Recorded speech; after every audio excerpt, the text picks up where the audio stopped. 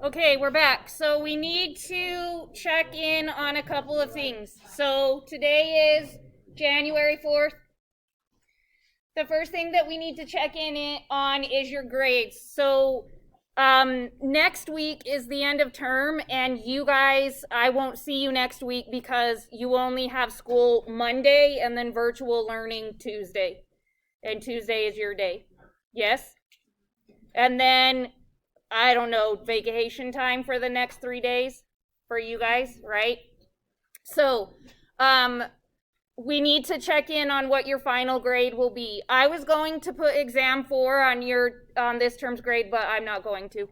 So, your grade that you see in gradebook is your grade unless you decide to do the optional multiple choice exam that can replace your quizzes.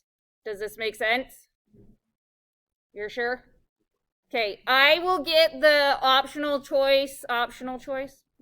multiple choice test out to you as soon as possible, but there are some other things on my to-do list that are before that, so I'll get it out soon. Definitely by Friday, hopefully by tomorrow, who knows. So just check Canvas. Yeah, so grades are what you see in gradebook now is your final grade unless you decide to do the optional multiple choice test. I'm quoting test because you're going to be able to use all of your notes and stuff and there's no time limit. So honestly, you should be able to get 100% if you're really doing the thing. Any questions on that? No? So check in on grades. The other thing is we will test for chapter 4. Unfortunately for you guys, it'll be after you come back. So your test will be on the 18th, January 18th. Yes? So we have a lesson today, a lesson on Wednesday, and then you review during your virtual learning time, and then you test when we come back, which means you guys are really going to need to get your questions answered pronto over the break if you have questions. The good news is that the assignments for today's lesson and Wednesday's lesson are basically review. So by the time you take the exam, you will have done a ton of review questions. So hopefully that helps. If you are planning to drop this class, you need to see your counselor like as soon as possible, like ASAP. In fact, you should probably go see your counselor when I give you work time today. So don't wait until the semester rolls around and then don't show up for 3 weeks and decide you're going to drop because they're going to make you stay. So if you're going to drop, you need to go see your counselor today, not next week or the week after that. Is that the only thing I had? Yes. Okay, so we are on lesson 47, I believe. We are talking about computer output. If you use a computer program to do linear regression, what does it look like and where do you find your info? So that's where we're at today, and then next time we're talking about what happens if you get a scatter plot and it's not linear. You can see a curved pattern. Then after that, it's all review. So today is computer output. The last thing that we did before break was calculating a least squares regression line. So we talked about what is the actual least squares regression line, and then we did some math. You had a can you do, it was 46, that was all multiple choice on the least squares regression line. And some of it was review, and then some of it was actually calculating a least squares regression line. I will give you the answers to those problems at the end of this period. So I'll go through and give you all of the letters. I'm not going to make a solutions video, and I'm not going to post the answers online. So if you haven't done that yet, I would like to see you working on can you do 46 during your work time and not can you do 47. We're all clear on that? If you're not working on 46, I'm probably going to ask to see it so that I can verify that you're actually getting work done. We're Gucci? Are you sure? Okay. I think that's it. Okay, let's do this thing.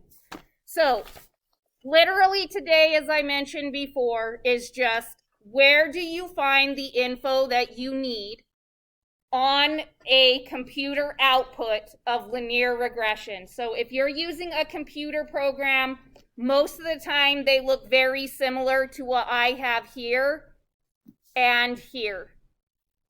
The most common program that people use to do this is called Minitab. So sometimes it'll say Minitab at the top, and that's just the program that they use. Luckily, no matter what it looks like, the info that you need is in the same spot in each output that the program gives you. So the first thing that you see is your y-intercept. So I'm actually going to go around and highlight all the information that this gives you that you will be asked about. So it's going to give you your y-intercept and your slope so that you can put your regression equation together. It also gives you the standard deviation of your residuals and your R-squared value.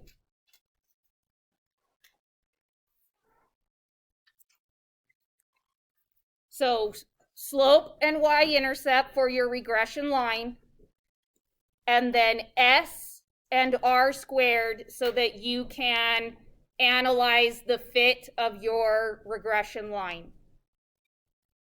The other really important piece of information that it gives you is what your X value is. So you're getting to the point now where they're not clearly telling you every single time what X is and what Y is.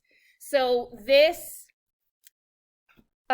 whatever words are right here, it's always going to say predictor, constant, and then it's going to give you the description of the X variable. So in this case, it's talking about miles driven. So this is that truck example that we've been working with for a while. So this third one down is always your X variable or your explanatory variable. Predictor, constant, this is always X. Your constant is your y-intercept, and it always says constant. It doesn't tell you what your y variable is, like it doesn't describe your y variable, but your X will give you a description. So this is always your explanatory variable.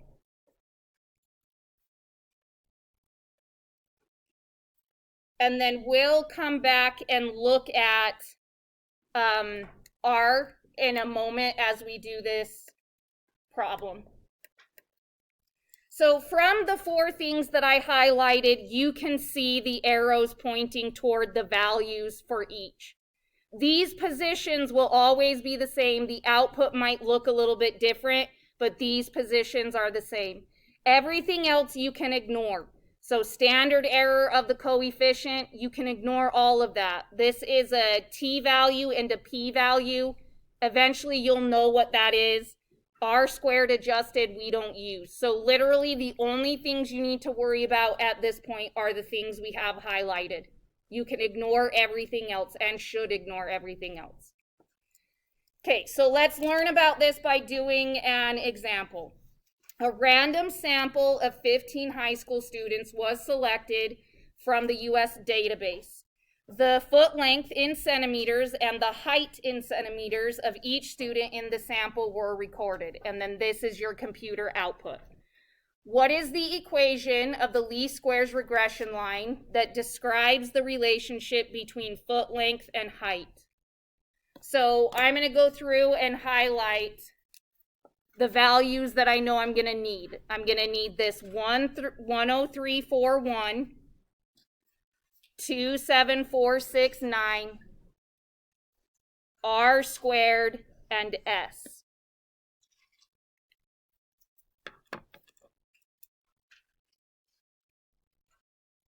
Now in this problem, it's not indicating at all to us what X is and what Y is, so we're going to go in and pull the X from the output. So they're telling us that X is foot length. X is foot length, which means Y has to be height. Is that making a little bit of sense? Okay, so now we write our regression equation. Y hat is equal to y-intercept. So that's this guy. This is B. Is that true? Is that the format of our regression line? I forget. Is it A plus BX or B plus AX? A plus BX? Are you sure? Oh yeah, it's right there. So this is A. Whew, it's a good thing we're reviewing today. And this is B. And there's X. Bam, look at that. So 103.41 plus 2.7469x. But we're not done.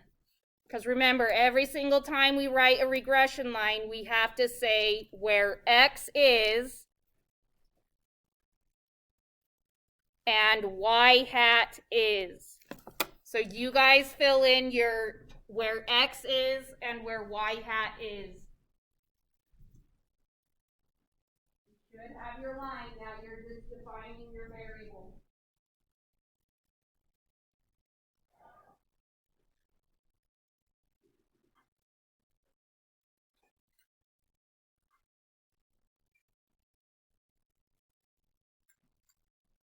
Okay, about 30 seconds and we'll check in.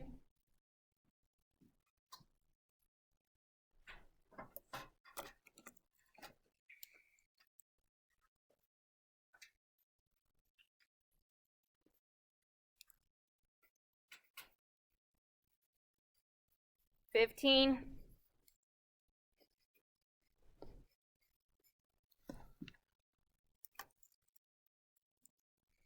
About 10.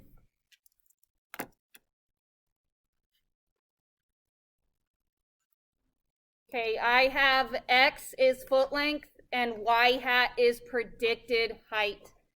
Make sure you use that word predicted.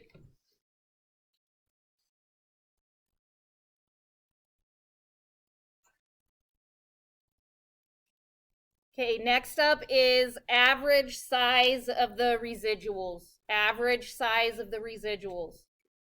So what is that? What is it?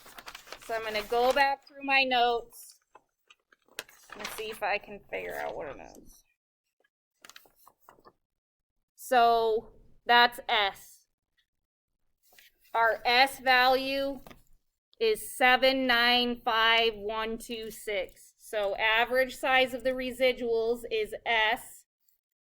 We're typically off by 7.95126. That seems like a very large S. Do we put units on S? Let's check. Yes, we do put units with S. So what are our units here? Centimeters. If we're talking about height, that kind of is a large average residual. 7 centimeters is a significant amount of height. So maybe this isn't the best model. Okay, find the correlation. How do you know if it's positive or negative without seeing the scatter plot? So now let's go back up to that thing that I left off in the beginning. This little bubble. So the first thing it gives us is, how do we calculate R? Well, R is going to be plus or minus the root of r squared, and it's this r squared. So you could draw an arrow there if you wanted to. You're going to want to be very careful though, because you must use a decimal. So use the decimal, which means you can take whatever the output gives you and divide it by 100 if you can't do it in your head. So you plug that in and it'll give you the R value, but how do we know if it's a positive correlation or negative correlation? Well, R always matches the sign of the slope. R always matches the sign of the slope. So in this particular example, if I wanted to find R, I would take the root of 0.664 because it has to be a decimal. That would equal plus or minus, and I usually write the plus or minus to remind myself that I have to be careful about what the sign is. Plug this into my calculator. 0.664, and I get 815. 0.815. And the biggest reason that I'm looking at this one is because this slope is negative, which means we will use negative 0.815 as our correlation. So as miles driven increases, price decreases. You're hanging in? Okay, so now you answer letter C. Find the correlation. How do you know if it's positive or negative? So if you don't know how to convert to decimal, you're going to divide the r squared value by 100. R squared in this case they give you is 48.6. So that's what you're going to plug into the root.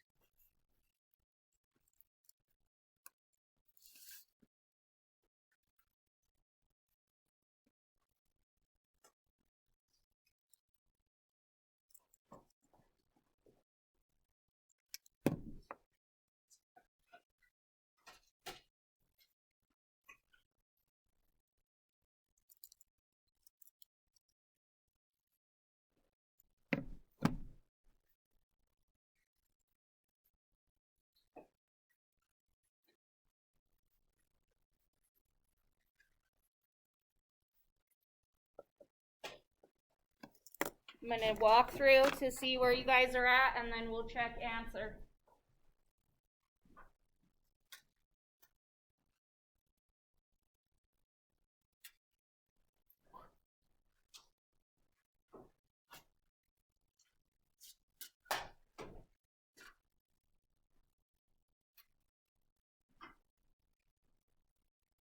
Okay, looking good. So I have that correlation is positive 0.697. I circled the positive. Correlation is positive because, why? Slope is positive, very good. Correlation is positive because slope is positive. So how do you know if it's positive or negative without seeing the scatter plot? You look at the sign of your slope. Slope in this case was positive.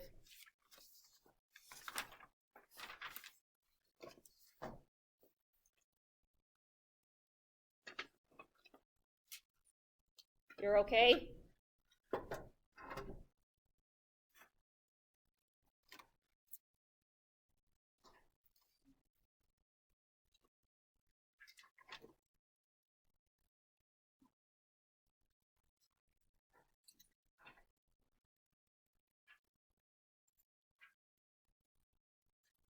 Okay, so I want to do one more problem together before I give you the rest of the period. It is page 424 in your Can You Do.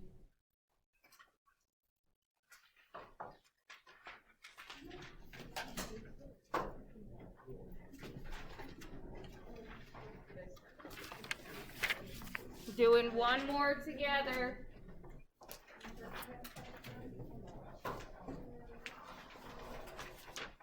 Page 424.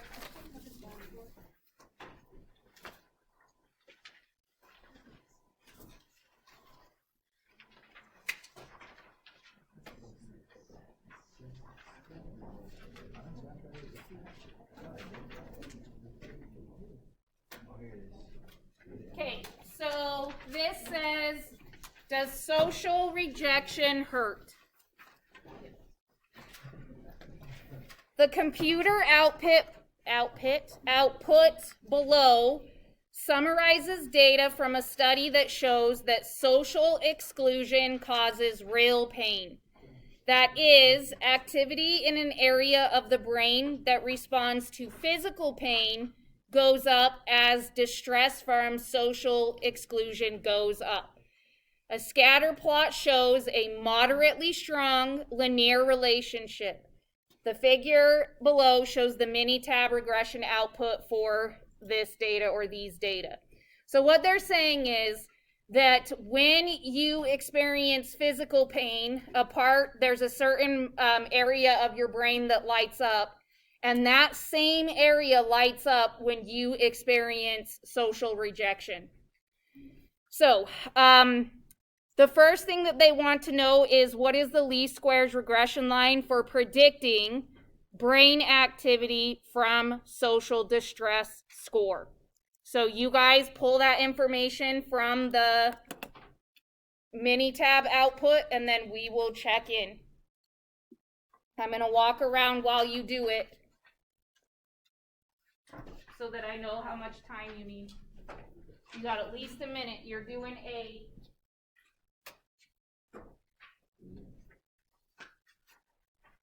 What?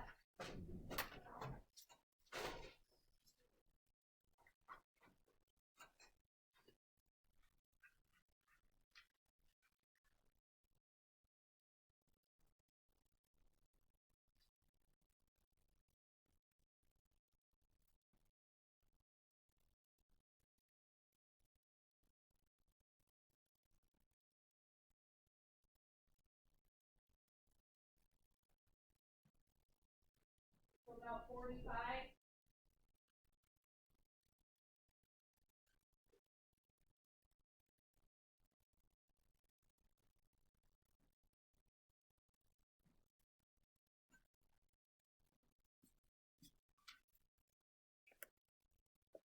If you forgot your papers, you should probably try to do it on a separate sheet.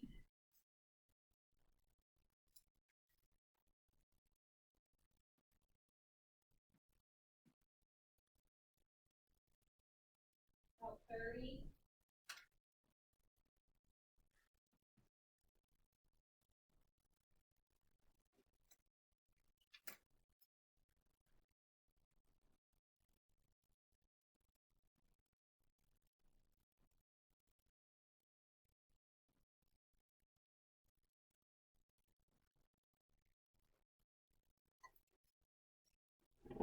Roughly 10.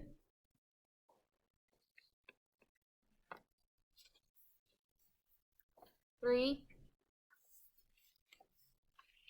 Okay, I have y hat equals negative 0.126 plus 0.06x, where x is social distress score and y hat is predicted brain activity.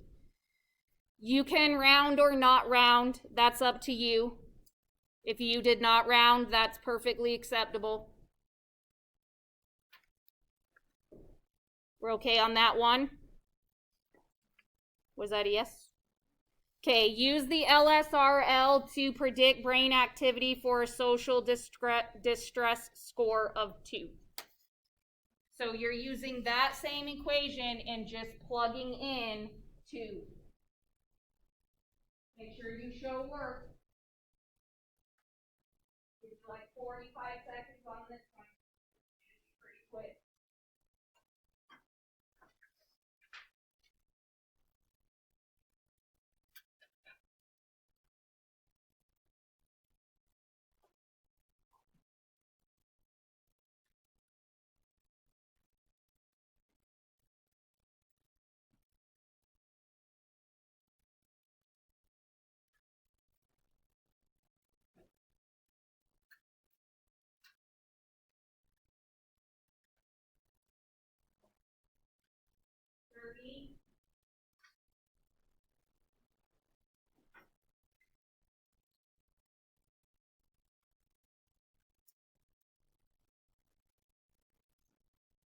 $20.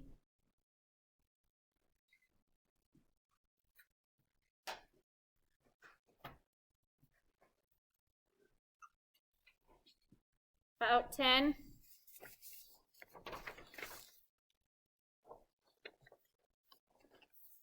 $3. So I showed work. Make sure that you show work, meaning you write the equation again, but you fill in what they want you to predict, what the x is for your prediction, I mean. I get negative 0.006. And I'm not sure what the units are. I don't think there are units. So on this one, you don't need to put units because I don't know what they are. One of the things that you guys commonly ask about is, well, what do I need to write here, because you're so used to having to write stuff out, but luckily this is one where you can just write the answer and move on.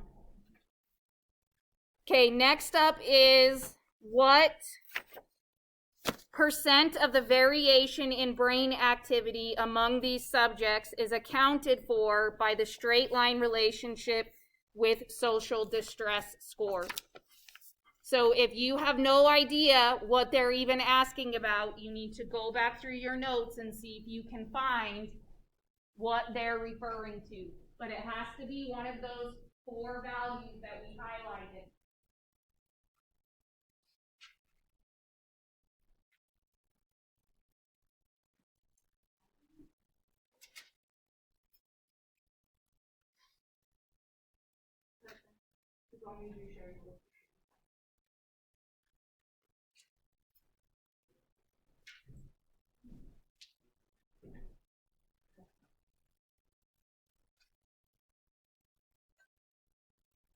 So about 30 more.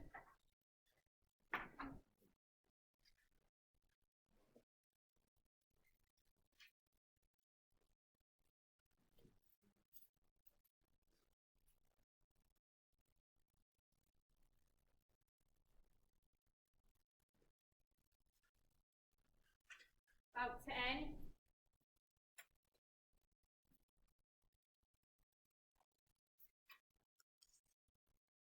Three. Okay, so if we're talking about one of these 4 values we have highlighted, well, I know what I know what these 2 are.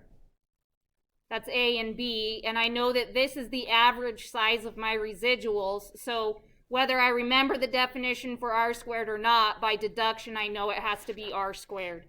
So I simply put 77.1%. I didn't write out the description because they already gave it to you in the prompt.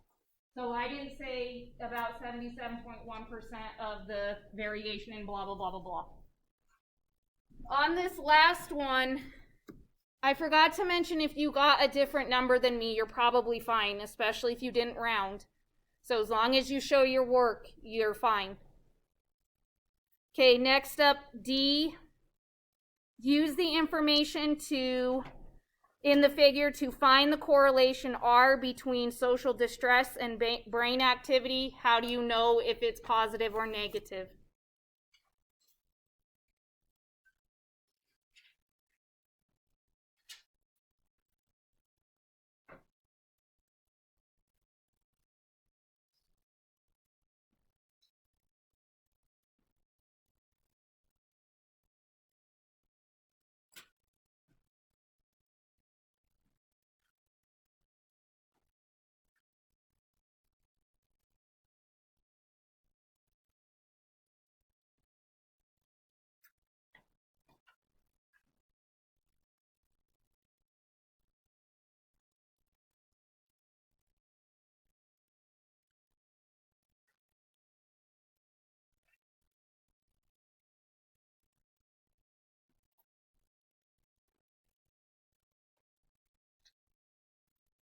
Okay, approximately 30 seconds.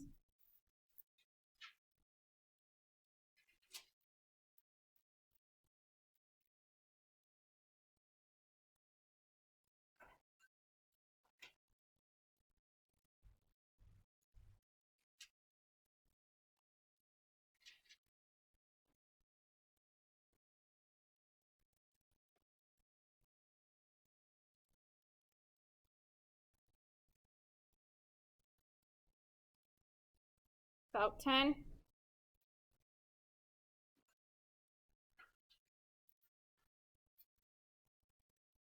Five.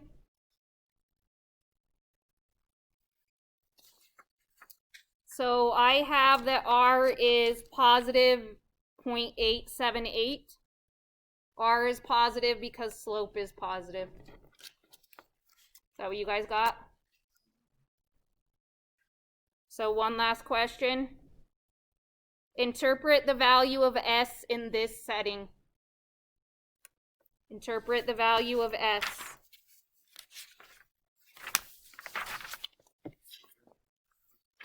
So your sentence frames for that are on page 417 if you need some help.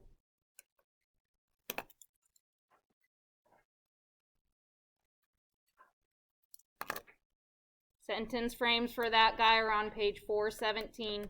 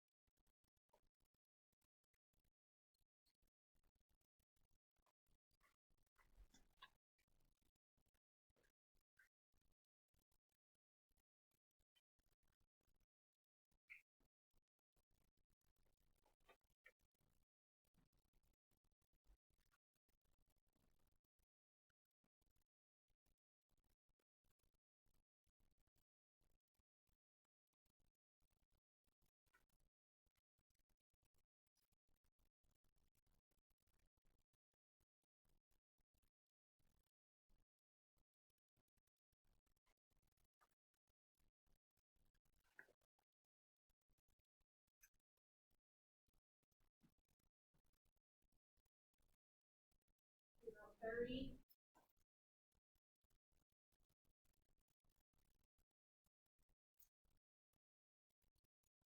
20.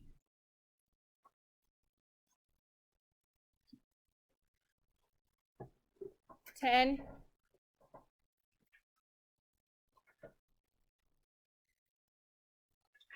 Okay, so I have our predictions will typically be off by about 0.25 from the actual brain activity when we use the LSRO. And then I made a note to myself to make sure to tell you guys that we usually put units here, but I don't know what the units are in this problem, so there's none to put. You're feeling okay about this? So you now have about 50 minutes to work on your 46 if it's not done, so that we can check your answers at the end of class, and your 47, which we already did part of. I forgot to tell you something. You only need to do 1 through 5. So really 2 through 5. On this Can You Do, at this point, you just need to do 2, 3, 4, and 5.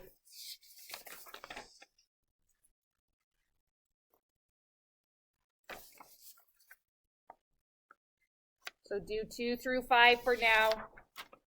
There is a few questions in Canvas for this lesson, and I'll publish them now.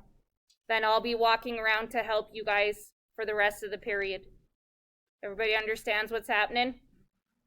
Okay, so I decided as I was walking around that I probably will make a solutions video for Can You Do 46 and just give you the answers to the multiple choice. There's one that wasn't multiple choice. So I'll give you the answers and then you can watch the solutions video for just the numbers that you need if that's the case.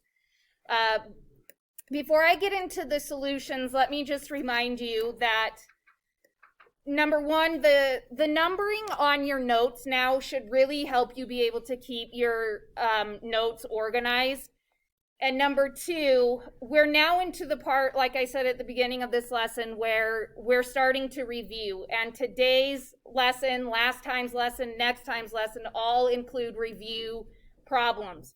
We did page 421 today, but that means that there's 20 other pages of notes that we've discussed that could show up on these can you do. So if it's asking you to do something that you don't remember how to do, make sure that you try to remember that you have lots of other note sheets besides the current packet that we're in that could help you. So I took the staple out of the packet that we've been working in just to remind myself that that packet isn't the only packet for this unit. We're okay on that? Yes? So when I go through and do the solutions for Can You Do 46, I'm going to try to, as best I can, write the page number in your notes that could help you with that problem. Okay, so that being said, we'll start at 1. 1 is delta. Skip. Well, I guess I can give you 2. Number 2A is y hat is 30.2 minus 0.16x, where x is pre-exam total and y hat is final exam score. I should have written predicted there. Predicted final exam score. 2B is 78.2. 3 is alpha. 4 is echo. 5 is alpha. 6 echo. 7 Charlie. 8 is alpha. 9 is delta.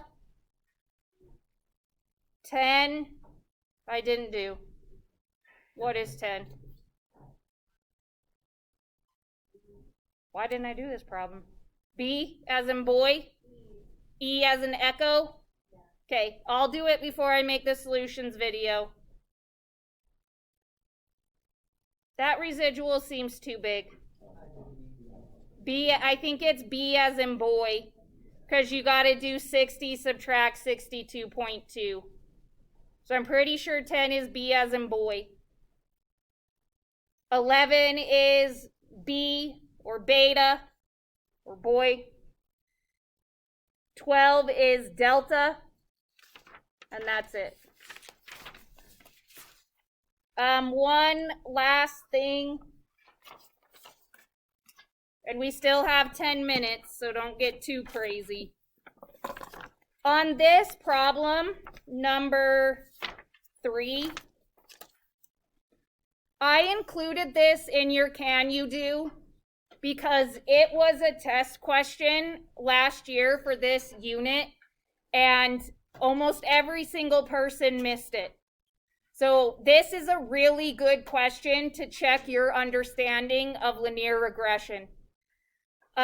Check every answer option. If you want to know how you're doing on this unit, check every answer option to verify that you know that it's true or you know that it's false.